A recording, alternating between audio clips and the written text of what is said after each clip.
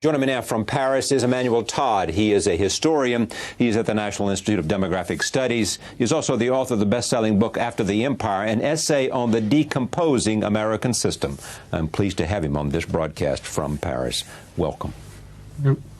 You believe what about America in its historical context and its place today in terms of its political, economic, and military power?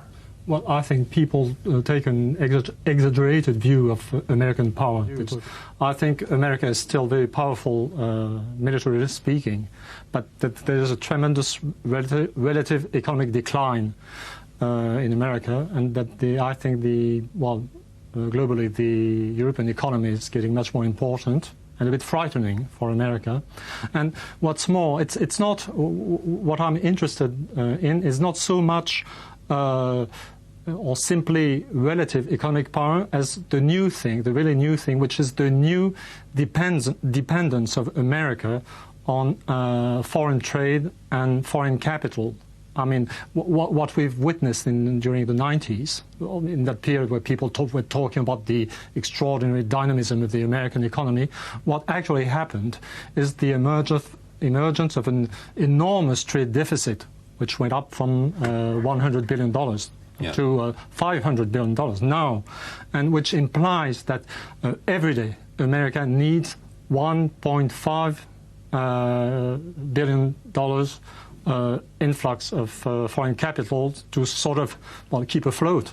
I mean, to finance its current deficit. And there's something new and frightening. So I think my basic idea in the book is that what we see, what's very visible, what we have on our TV sets, that is an extraordinary amount of military activity on the part of the U.S.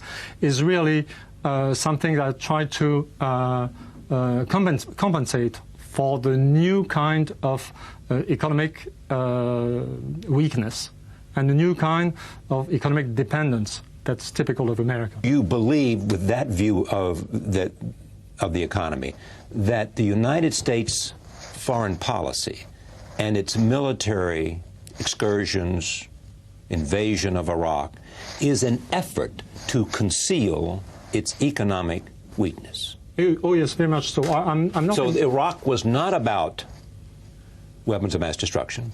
Iraq was not about a despotic regime. It was not about human rights. It was not about anything except America's effort to conceal its economic weakness. It wasn't even about oil, I'll say. Oil. It wasn't about oil. No, not even so. I think that it was really an attempt at remaining in a sort of more symbolic or political way at the center of the old world. I think there's the world economic system now that we reach a sort of mature stage of globalization is really strange, because the mass of the population, the mass of the majority of the economic activities are now scattered throughout Eurasia, with the two major poles in Europe, Western Europe, which is, it's not Western Europe now, it's the whole of Europe, which is getting more important, and with Japan on the other side. And the theoretical center of the system is in the US, and that's very far from the center of the world. I mean, if you think in sort of geopolitical terms, there's something odd in having the United States, a rather faraway land, controlling or being at the theoretical center of the political and economic system. And there's a sort of symbolic need for America to remain at the center of the old world. Symbolic need by whom? Well, for America. I mean, it's really difficult to control such a world. And there's a problem now. I mean, I'll say something very traditional. I'm not basically anti-American. And everybody says that. Yes, that was the joke about it. Yes, exactly. I think it's a joke to me. I think it's not important. It's meaningless. And what's important is to produce correct analysis of phenomena. It's not what you feel. But you're saying you're not basically anti-American. No, and my basic attitude is that America has been or was has been extremely useful to the world, and specifically to the ancient world for most of the totality of the 20th century.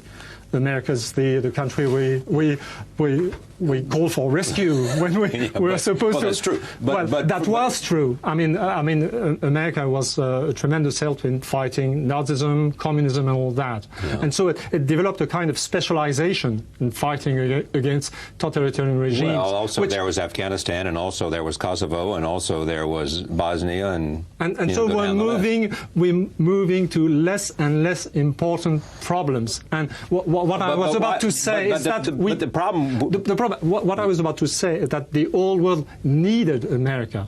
Yeah. And it is about, and this is no longer the way we feel. I mean, the old world is about to achieve some kind of stability without the help of America. And so America now needs pretext to sort of act militarily, someplace in the old world. In other words, you're saying that the United States is no longer needed, and so therefore, in order to show its power, it launches to exist at the center of the world. It engages a war. And then you also attack America for Iraq by saying it doesn't take on a powerful country, it takes on Iraq. Oh, yes, because Iraq is not a rogue state, it is a dwarf state. Yeah, and so therefore U.S. is picking weak enemies, not in your judgment, because it's making war, not for the reasons it states, but because somehow it's just a show.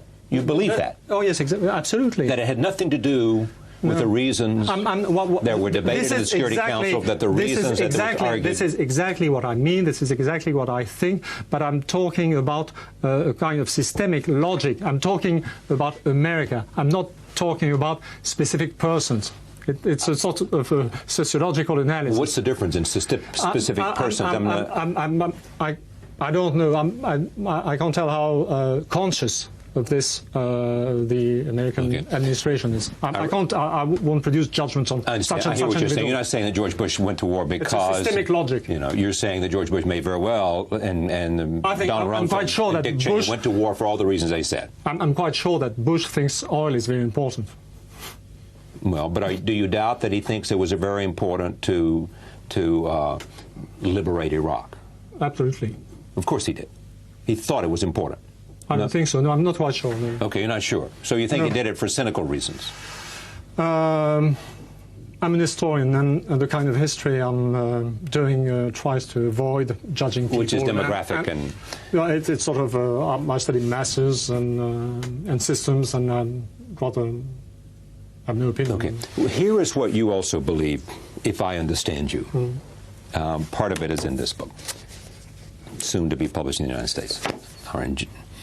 You believe that Germany, to take one example, was prepared to stand against the United States because it thought it was no longer the great power it used to be.